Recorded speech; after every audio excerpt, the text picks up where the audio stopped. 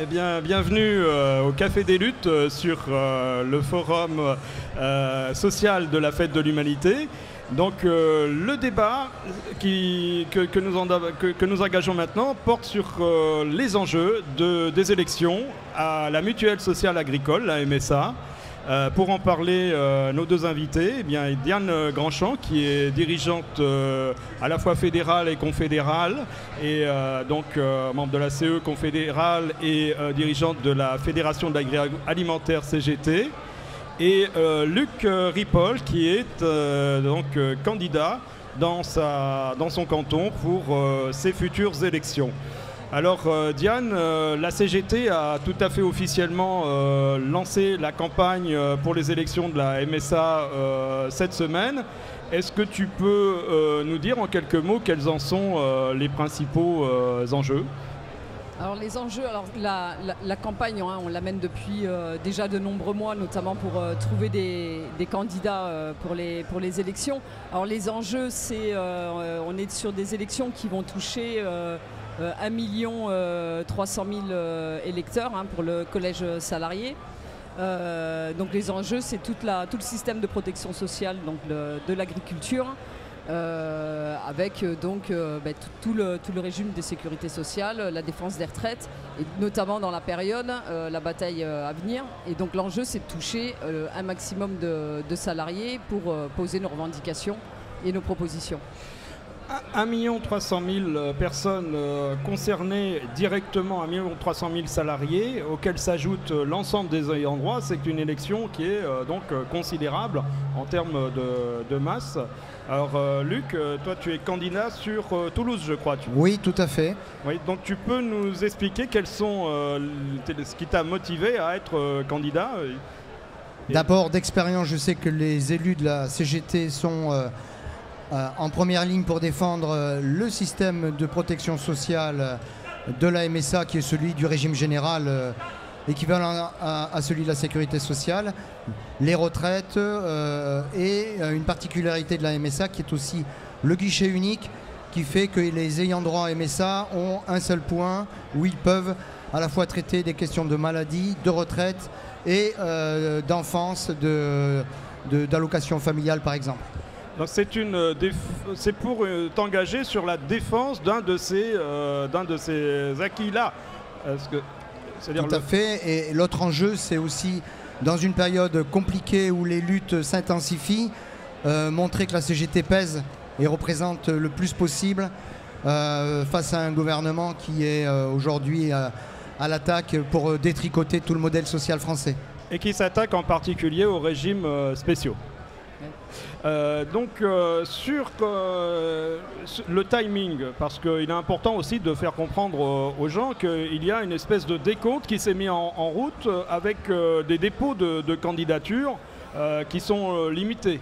On est aujourd'hui à J-60, je crois, à peu près, du dépôt des candidatures. Comment ça marche, Diane, pour être candidat à la MSA ? Alors en fait déjà il faut savoir qu'il nous faut nationalement 6 000 candidats si on veut couvrir l'ensemble des cantons. Donc c'est une élection qui est cantonale. Il faut 3 candidats minimum par canton et c'est le lieu d'habitation qui compte. Donc toute la difficulté pour avoir les 6 000 candidatures. Donc la date limite du dépôt est le 19 novembre. Donc ça c'est la phase très importante si on veut justement pouvoir toucher l'ensemble des salariés retraités ayant droit du collège. Donc là on bat la campagne pour trouver des candidatures parmi nos forces organisées, mais aussi parmi les électeurs qui sont sympathisants et qui sont prêts à se présenter sur des listes CGT pour nous aider à finaliser les listes. Voilà. Sur la fête, on en a fait 4 comme ça. Donc il y a urgence à trouver des candidats CGT, des candidats qui, comme Luc, vont s'investir sur ce régime spécial. Oui, parce que pour pouvoir voter CGT, il faut qu'il y ait des candidats CGT. Et on a fait l'expérience au cours de ces dernières élections que partout où il y avait des listes CGT, massivement les salariés votaient pour la CGT. Nos résultats au plan national sont obéré par le fait qu'on a des difficultés à couvrir l'ensemble des cantons. Mais si on avait la possibilité de couvrir l'ensemble des cantons, on aurait un score qui serait bien supérieur. Donc si je vous suis bien, il s'agit de donner partout la possibilité d'avoir des votes CGT, parce que s'il n'y a pas de candidat, c'est pas possible. C'est ça. D'accord. Ça, c'est l'enjeu et c'est l'échéance primordiale, c'est avant le 19 novembre. Alors, on se disait un petit peu avant, en aparté, qu'il y a plusieurs étapes de ce vote. Il y a le vote de l'ensemble des assurés, donc qui a lieu, je ne sais plus, en mois de novembre, non, de janvier. Et par la suite, si vous êtes élu, si Luc vous êtes élu, vous serez amené à voter aussi au niveau national. Vous pouvez me resituer un peu le fonctionnement de... Oui. En fait, il y a trois niveaux d'élection. Donc là, on est sur la période des élections des délégués cantonaux. Donc le vote va avoir lieu en janvier, donc début janvier jusqu'au 31 janvier. Et une fois que cette phase-là est passée, au mois de mars-avril, vont se réunir donc les assemblées générales des délégués cantonaux élus qui, eux, vont élire les membres des conseils d'administration des 35 caisses. Voilà, ça c'est la deuxième phase. Et la troisième, c'est l'élection des membres du conseil d'administration au niveau central parmi les membres des conseils d'administration des 35 caisses. Alors ça sert à quoi concrètement d'avoir des élus CGT dans les conseils d'administration? Ils ont la possibilité d'intervenir sur quel dossier, Luc? Alors ils interviennent sur les dossiers qui relèvent de la politique nationale de protection sociale, mais ils relèvent aussi, ils sont actifs aussi sur les questions de fonctionnement de la mutualité sociale agricole, qui en une dizaine d'années a supprimé la moitié des postes de salariés et qui fait qu'aujourd'hui, des dossiers retraite se règlent en 4 à 6 mois de retard. Des gens partent à la retraite et ne touchent leur retraite qu'au bout de 4, 5, 6 mois après leur départ, dans des conditions souvent extrêmement difficiles pour ceux qui n'ont pas les moyens de vivre sans pension ni salaire. Voilà, on est vraiment très attentif à ces questions de démantèlement de l'accueil, du conseil et du versement des prestations. Il y a une particularité, je crois, à la MSA, c'est le guichet unique. C'est ce que tu me disais également. Est-ce que tu peux expliquer en quoi cela diffère des autres régimes, cette question de guichet unique? Et est-ce que c'est en passe de changer cette affaire-là? Alors, ça a toujours été dans la ligne de mire d'être attaqué à un guichet unique. C'est pour les salariés, ça c'est quelque chose de très important parce que l'ensemble des branches de la sécurité sociale, donc qui est agricole, sont traitées au même endroit. Donc il n'y a pas besoin d'aller dans divers lieux et l'ensemble des dossiers ont un lien et sont traités par les mêmes personnes. Et justement, le premier point qui remet en cause le guichet unique, c'est justement toutes les suppressions de postes et du moins non-remplacement des départs, etc. On estime, donc on revendique avec la Fédération des organismes sociaux la création de 3500 emplois supplémentaires pour l'ensemble des caisses, pour permettre justement à ce que les dossiers soient traités en temps et en heure.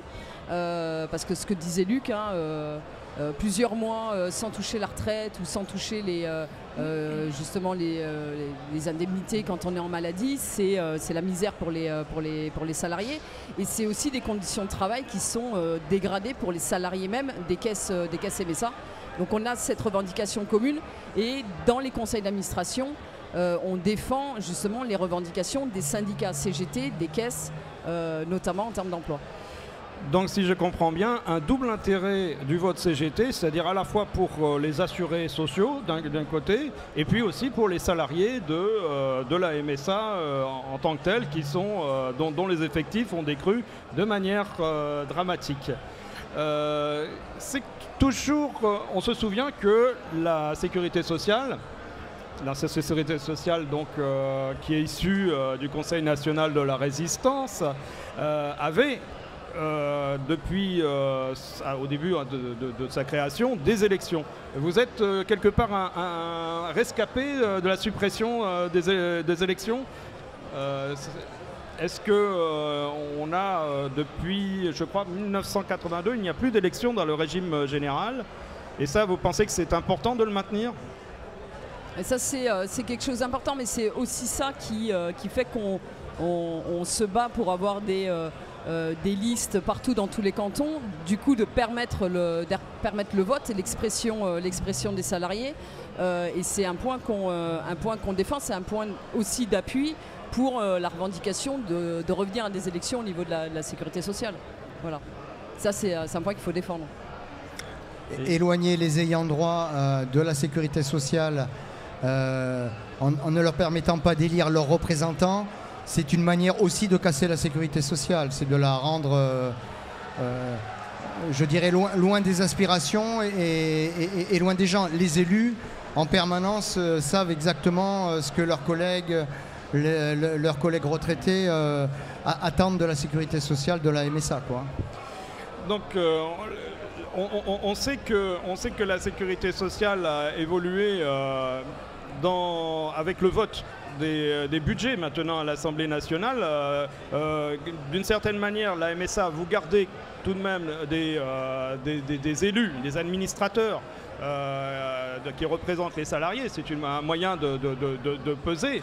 Mais il y a quand même eu un impact de l'introduction de la coche, je crois. Est-ce que vous pouvez un peu m'expliquer ce qui s'est passé, l'évolution de ces dernières années? Peut-être sur... il y a... comment dirais-je, les budgets de la sécurité sociale, quel est pour le commun des mortels, j'irais, l'impact réel, la capacité de peser dessus lorsqu'on a des administrateurs CGT? Est-ce qu'elle est plus importante ou pas? Ou est-ce qu'elle a été sérieusement entravée, cette capacité? Alors, on se bat dans les conseils d'administration. Après, il faut mesurer, mais ça c'est dans beaucoup d'instances hein, où on n'est pas majoritaire. Et notamment le collège salarié n'est pas majoritaire. Et c'est toujours le rapport de force de toute manière, quelles que soient les situations, quels que soient les lieux, quelles que soient les élections. C'est toujours le rapport de force qui permet de faire évoluer les choses. Et en termes de budget, c'est comme pour la Sécu, les exonérations de cotisations sociales pour les patrons, et ben c'est autant d'argent en moins dans les caisses de la sécurité sociale. C'est pareil pour la MSA. Voilà, c'est dans la lutte et dans la construction de la lutte, et notamment en faisant prendre conscience aux salariés aussi des enjeux et donner nos revendications et propositions. Voilà. Alors il y a une autre particularité par rapport au régime général, je crois, c'est que contrairement au régime général qui historiquement n'assurait que les salariés, là vous avez différentes catégories de personnes qui sont affiliées à la MSA et pas forcément une répartition des cotisations et des prestations qui soit équitable. Est-ce que tu peux un peu développer, puisqu'on en a eu, je sais qu'on a évoqué tout à l'heure. Oui, en fait, il y a, pour les élections, il y a 3 collèges qui sont concernés. Donc le collège des employeurs de main-d'œuvre hein, au niveau agricole, le collège des salariés et le collège des exploitants et qui ne sont pas employeurs de main-d'œuvre. Quand on regarde en termes de budget, avec les exonérations en tout genre, le patronat cotise à hauteur de 20% et utilise 60% du budget. Oui, c'est pas tout à fait équitable. Bien écoutez, il est temps peut-être de conclure. Peut-être un mot de la fin par rapport à cette campagne, les prochaines échéances. Il nous faut des candidats dans tous les cantons, donc tous les camarades, amis, sympathisants qui veulent être candidats sur les listes CGT, nous aider à finaliser les listes, de prendre contact avec la CGT. Ouais. Voilà. C'est une bataille nationale. Donc qui concerne toute la CGT, et on a besoin de toute la CGT pour nous aider à trouver ces candidats et à mener cette campagne. Bien, merci. Merci d'être intervenu sur la défense de ce régime spécial précieux, hein, alors que, comme on l'a vu, ils sont tous remis en danger. Merci beaucoup. Merci l'NVO. Merci. Au revoir.